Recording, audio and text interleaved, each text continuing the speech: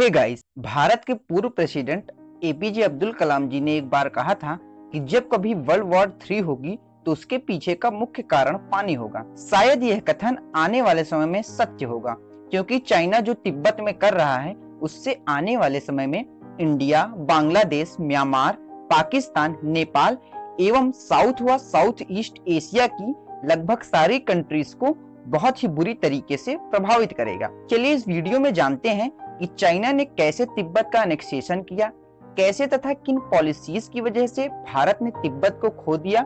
इसके साथ हम यह डिस्कस करते हैं कि चाइना तिब्बत में क्या और क्यों कर रहा है, तथा इसके साथ साथ हम यह भी जानेंगे कि इसके कौन कौन से परिणाम आने वाले समय में हमें देखने को मिल सकते हैं। सो यार, वीडियो को अंत तक जरूर देखिएगा और चलिए देर किस बात की, शुरू करते हैं।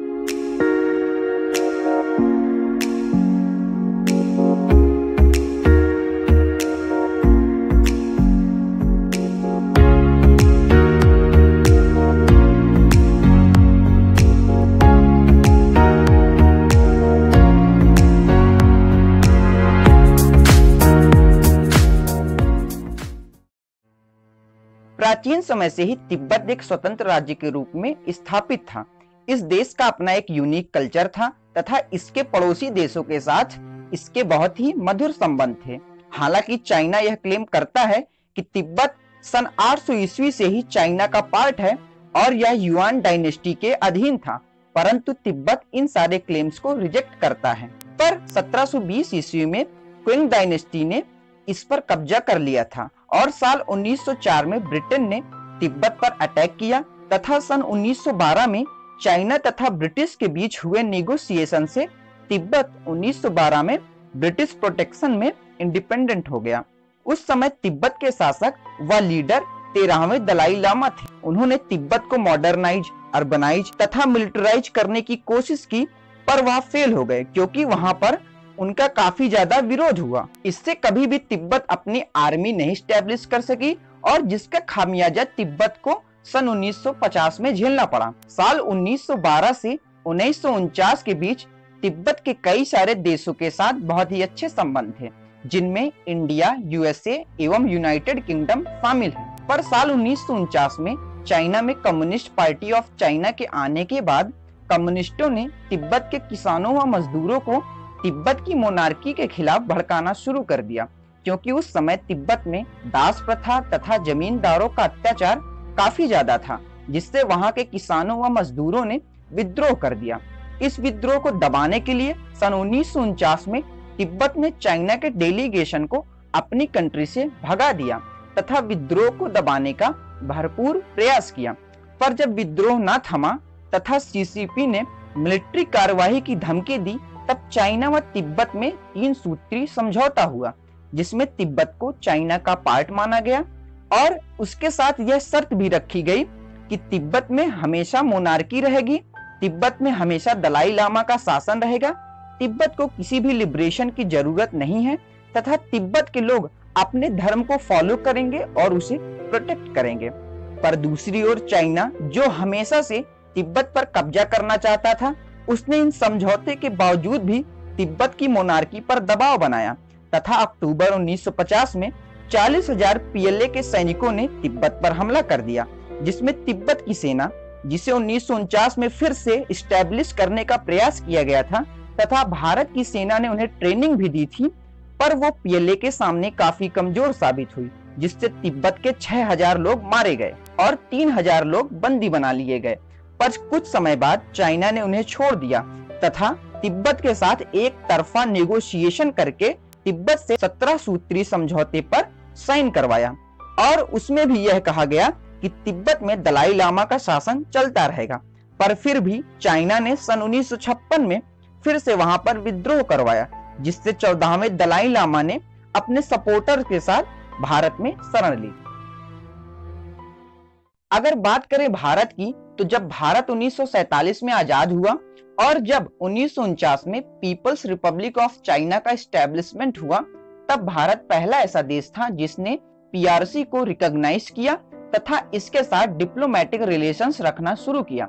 भारत के प्रथम प्रधानमंत्री जवाहरलाल नेहरू चाइना के साथ फिर से ऐतिहासिक संबंध बनाना चाहते थे, जैसे हमारा चाइना के साथ प्राचीन काल से था।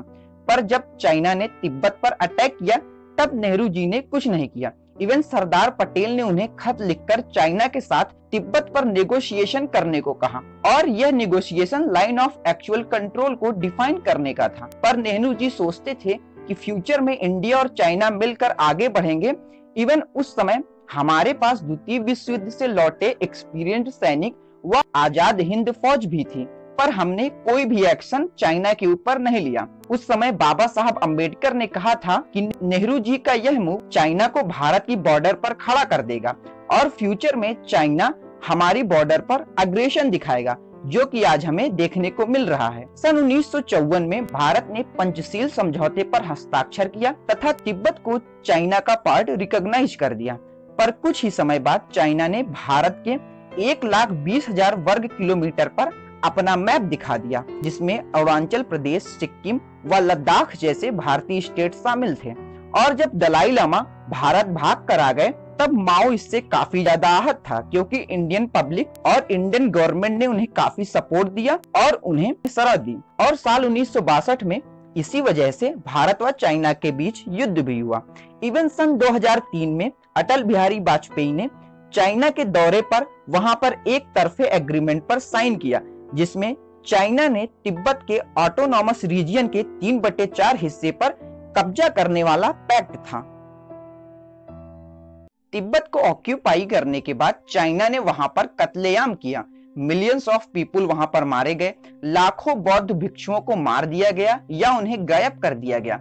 वहां पर औरतों का जबरन एबॉर्शन करवाया गया। खैर, इसके बाद चाइना ने तिब्बत में मैसिव स्केल पर डिफॉरेस्टेशन करना शुरू कर दिया।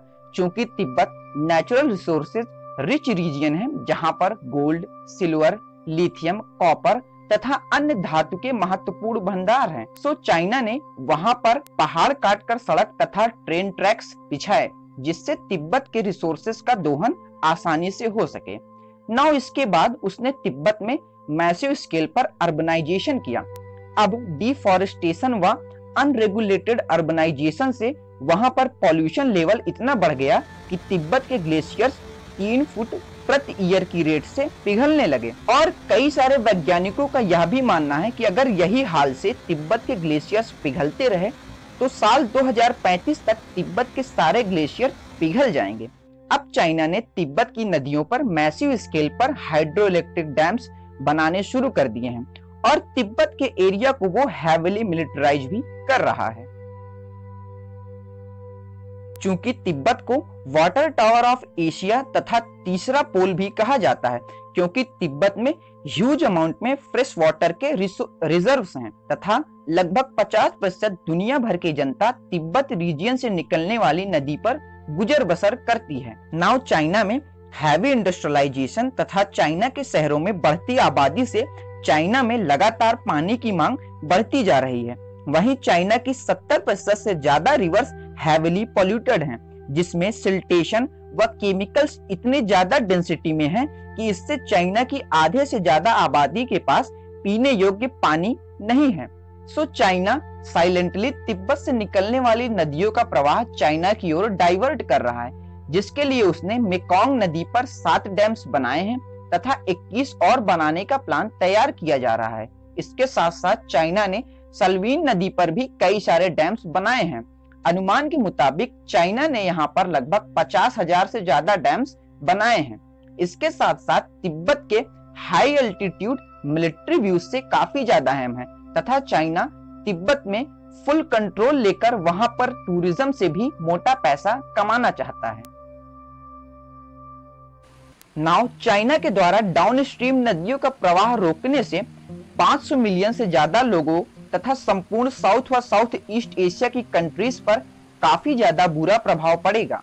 चाइना के द्वारा मेकोंग रिवर पर बनाए गए डैम से कंबोडिया, वियतनाम, थाईलैंड और लाओस जैसी कंट्रीज के 60 मिलियन से ज्यादा लोग प्रभावित होंगे। इन डैम्स की वजह से ही साल 2019 में इन कंट्रीज में सूखा पड़ा था। वहीं सल्वीन नदी पर बने डैम्स म्यांमार को बहुत ही बुरी तरीके से इफेक्ट करेंगे तथा यहाँ के फार्मर्स को आने वाले समय में सिंचाई के पानी के लिए भी तरसना पड़ सकता है।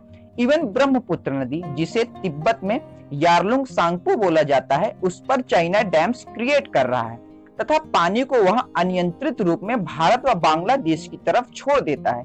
चूंकि एशिया में मानसून बारिश होती है तथा चाइना, भारत व बांग्लादेश में मानसून महीने में ब्रह्मपुत्र नदी के पानी का लेवल बढ़ जाता है। इसके लिए भारत, चाइना एवं बांग्लादेश में एक पैक्ट हुआ है जिसमें मानसून सीजन में ब्रह्मपुत्र नदी के पानी का लेवल का डाटा शेयर करने का एक समझौता है, पर चाइना इसे शेयर नहीं करता, जिससे बांग्लादेश व नॉर्थ ईस्ट इंडिया में 2019 में भयानक बाढ़ भी आई थी। क्योंकि शी जिनपिंग चाइना को सुपर पावर बनाना चाहते हैं और वह धीरे धीरे चाइना की हर जियोपॉलिटिकल टेंशंस को खत्म करना चाहते हैं, और जिसका ताजा एग्जांपल इंडिया और चाइना का स्टैंड ऑफ है। नाउ अगर चाइना तिब्बत की नदियों को मोड़ने में सफल रहेगा तो वह इसे एक जियोपॉलिटिकल वीपन के जैसे इंडिया के अगेंस्ट यूज करेगा, जो कि फ्यूचर में आने वाले समय में कॉन्फ्लिक्ट को और ज्यादा फियर्स कर देंगी। Hope you guys enjoyed it. अगर आपको मेरा काम व रिसर्च अच्छी लगी तो वीडियो को लाइक करो और शेयर करो तथा चैनल को सब्सक्राइब करके बेल आइकन को जरूर दबाओ, ताकि इस तरह की नॉलेजेबल कंटेंट आप कभी भी मिस ना करो। तब तक के लिए जय हिंद।